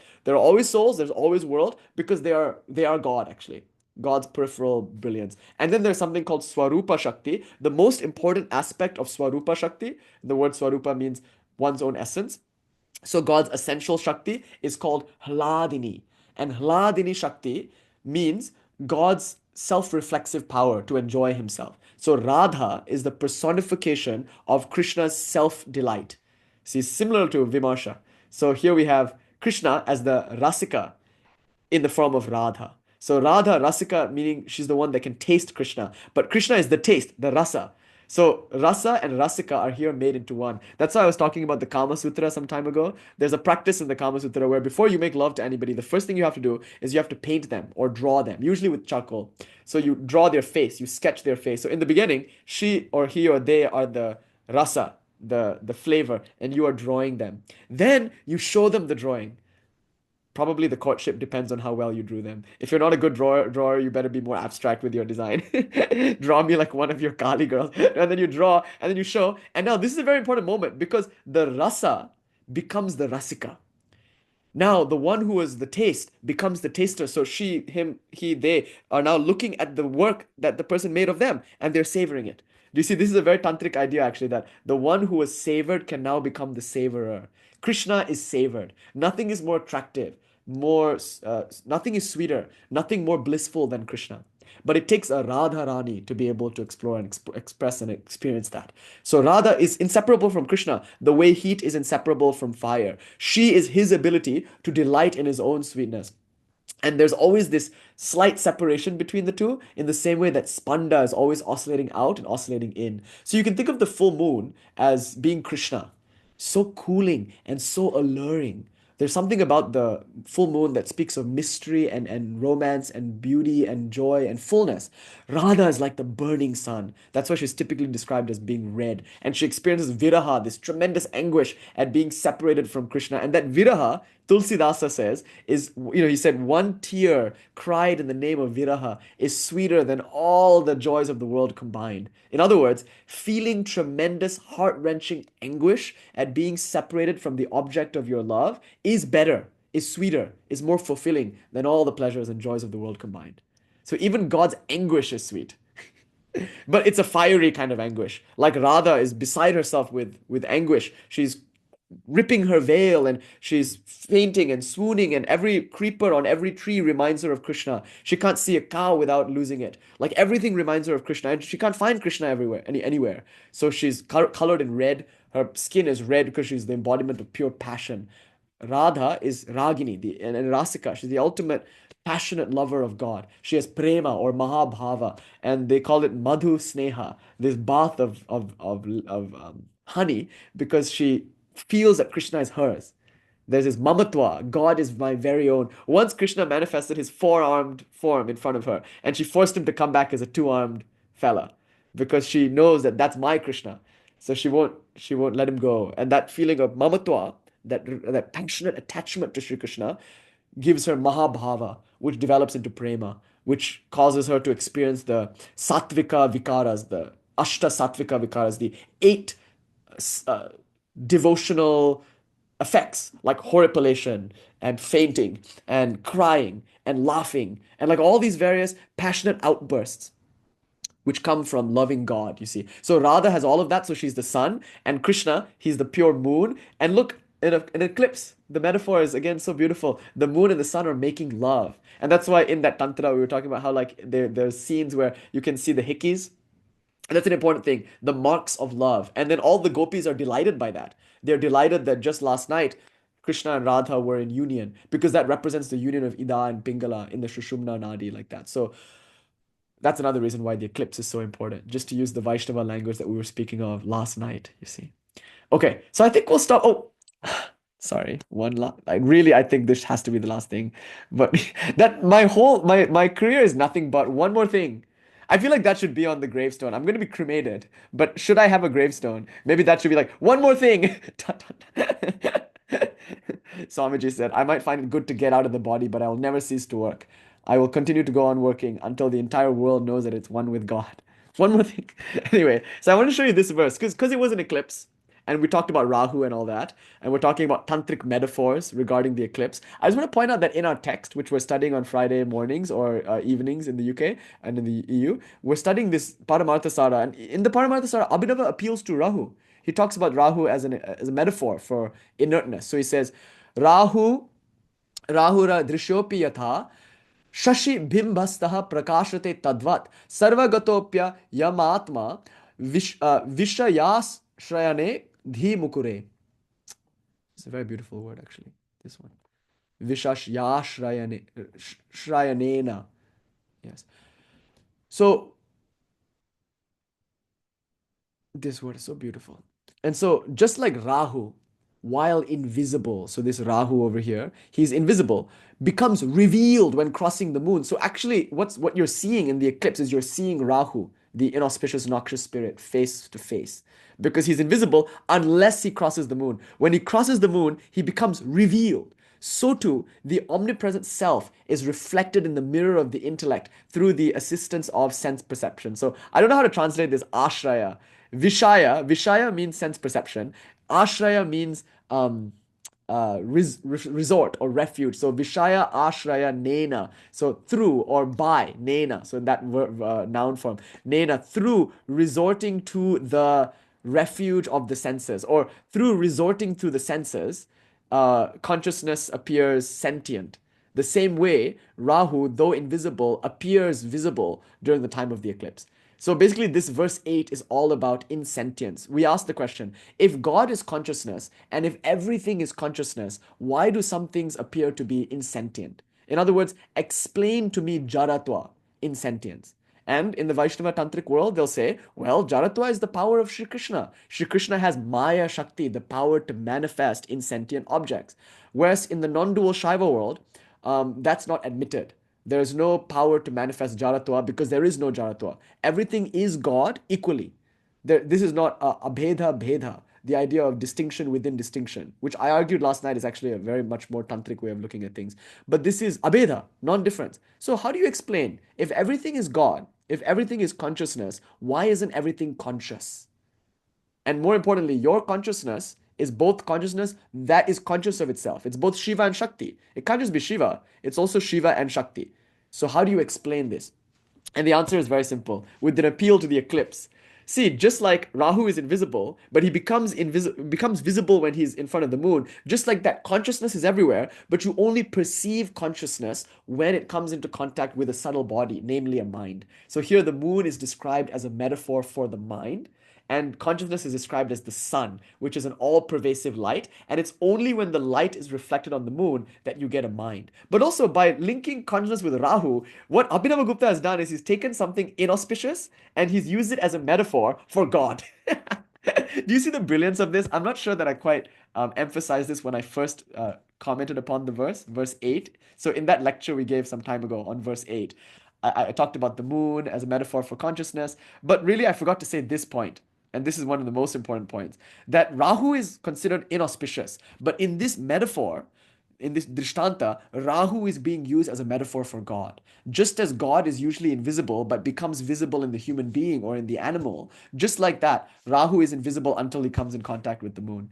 So I think this is a good reversal. Taking something that other people find inauspicious and disgusting and then saying God is there too. What a kaula move. You see that pile of human excrement? God through and through, baby. The blood that you're so afraid is defiling, drink it. It's God through and through. Sexual fluids, spit, phlegm, all of these things that we reject as impure, they're God through and through. There's nothing that exists that is not God. And if you can see God in the beautiful things, you will eventually also be able to see God in the horrible things. So that's the argument here, that God is everything, including the thing that Indians are most suspiciously afraid of, Rahu. God is there too. And this is Radha Rani's experience. She sees Krishna everywhere. There's like a yatra, yatra, tatra, tatra kind of statement. Wherever I see, there you are. It's almost like the Shakira song.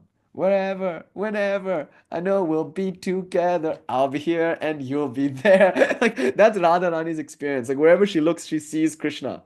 And including in maybe things that are inauspicious, like even things that are mundane, like a creeper on a tree. Suddenly she's triggered. She sees Krishna in that. See how Ramakrishna, he was looking at the English boy, and the English boy was sitting like this, and he saw Tribhanga. He's like, huh, just like Krishna, with the chin tilted, with the hips tilted, with the knees tilted. The boy didn't have a flute. The boy was not sham, black or blue. The boy was certainly not practicing Vaishnava Tantra. There was probably nothing sattvic about this boy except he's a child and all children are sattvic. But the fact that he looked like Krishna just merely suggested Krishna, that was enough to send Sri Ramakrishna into Samadhi. So I think that's a nice idea. Like Radha lives in this world where everything is suggestive of God. And the goal of the Paramārthasāra is to transition us from seeing God in one thing at least, and then being able to see God in everything. Right now we see God in nothing. It would be good if we can see God in one thing, namely the Murti or some one deity or something. Then from there, we see God in everything. So from seeing God nowhere, we see God somewhere, and finally we see God everywhere, including in Rahu. So I think that's the beauty of this verse 8 that I forgot to mention when we first commented upon it. Here, just it should be clearly abundantly made known that Abhinava Gupta is using Rahu, the inauspicious, noxious graha, the spirit or the malefic, and is using that as an example for God and explaining why in most cases God is invisible. But in the case of a human, in a conscious being, that divinity is made so much more manifest. Right? Okay. Also, when the moon is lit by the sun, it lights up the earth, right? Think of the mind illumining the mundane objects of perception. Samadhi is an eclipse. Because what happens is in an eclipse, the moon goes in front of the sun, or I think a solar eclipse is a better metaphor here. The moon goes in front of the sun and the earth becomes dark. So in samadhi, you cannot see or experience the world because the mind is like the moon. It's borrowing the light from consciousness, and with that borrowed light of consciousness, it illumines the earth. But during the time of a solar eclipse, the moon is not getting light from the sun to reflect upon the earth. The moon is getting light from the sun, which it reflects back onto the sun. This is the experience of samadhi. The mind comes face to face with its source, consciousness, and consciousness shines upon the mind, which now shines only upon consciousness, not on the world. So the eclipse is also another very good metaphor for samadhi, nirvikalpa samadhi, where you don't feel your body, you don't feel the world. It's a funny story. A gopi was meditating. Narada came across the gopi and he was like, "What? A gopi meditating?" He was stunned because gopis are usually absorbed in the love of Sri Krishna, dancing, singing, chanting japa. They don't really do yoga or all that. So Narada was shocked and he said, "My dear, my daughter, why are you meditating?" And the gopi said, "I'm meditating to get rid of my vision of Krishna." And Narada was shocked. He was like, "Why would you want to do that?" She said, "You see, it's getting all a bit too much. When I'm cooking, Sri Krishna appears behind me and pulls my hair, and then I spill all my cooking. When I'm going to collect water from the well and I walk back, Sri Krishna jumps out and scares me, and I drop and break the pot." He's a menace. He's playing pranks on me all day long, so I'm meditating to get rid of Shri Krishna. It's very funny. But I mean, her state was so high because most of us are meditating to get God. She's meditating to you know, remove God to keep her mind down. It's a remarkable reversal of sorts. Anyway, so in Nirvikalpa Samadhi, you don't experience God. You are God. In other words, in Nirvikalpa Samadhi, you don't experience the world. This is Meera when she becomes one with Shri Krishna. She stops being Radha. She becomes Krishna. And in that state, you don't know who you are, where you are, you don't feel your body, you forget what time it is, you forget the room, all of that's gone. It's just you're face to face with God. So, how do we achieve this state? Just by thinking of God 24/7. That's just the way to do it. Every day, just think of God and lose yourself in the bliss of Shri Krishna until your only thought is Shri Krishna all day long. From the moment you wake up to the moment you go to sleep, you only think of Shri Krishna. Then, when you go to sleep, you only dream of Shri Krishna. Like this, from the mind's many thoughts, it goes to one thought. And like this, you become like the moon interfacing with the sun. You're no longer shining on all the mundane things of the earth. You've turned your back on the earth, as it were. You've renounced the earth and you've come face to face with the sun, your source. So think of God as the source of the mind, and think of your mind in the eclipse as coming face to face with that source. That's another metaphor that I like in the eclipse. And also, most importantly, Chaitanya Mahaprabhu, Gauranga, one of the greatest lovers of God, perhaps the greatest lover of God who ever lived, he was born on an eclipse. He was born on the lunar eclipse, exactly on this day, or rather yesterday. So today, let us consecrate this class as an offering to Gauranga and to all the great bhaktas who existed before him and who have come after him. We pray that we can become something like Gauranga, that we may taste a bit of his bliss. This Gauranga, in whom Krishna and Radha are made manifest at the same time, he himself is an eclipse. He was born in eclipse, but he himself represents Krishna and Radha in one body. May this be an offering to Abhinava Gupta, the perfect fusion of Shiva and Shakti. May this be an offering to Gauranga, the perfect fusion of Shiva and Shakti. May this be an offering to my Guru, to Ramakrishna. Om Shanti Shanti Shanti Hari Om Tat Sat Shri Ramakrishna Arpanam Astu.